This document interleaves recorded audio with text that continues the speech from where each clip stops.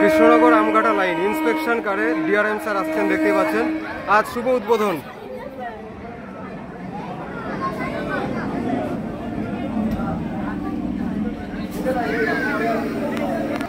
তো বন্ধুরা, এই মুহূর্তে দেখতে পাচ্ছেন আমঘাটা রেলওয়ে স্টেশনের প্ল্যাটফর্মে উদ্বোধনী ট্রেন আসার আগে আইকারে অফিসার টিম এই মুহূর্তে আমঘাটা রেলওয়ে স্টেশনে ইন্সপেকশন কারে উপস্থিত হয়েছেন।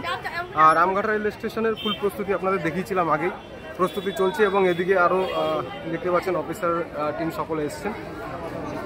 ওই তো মন্ত্রী এসে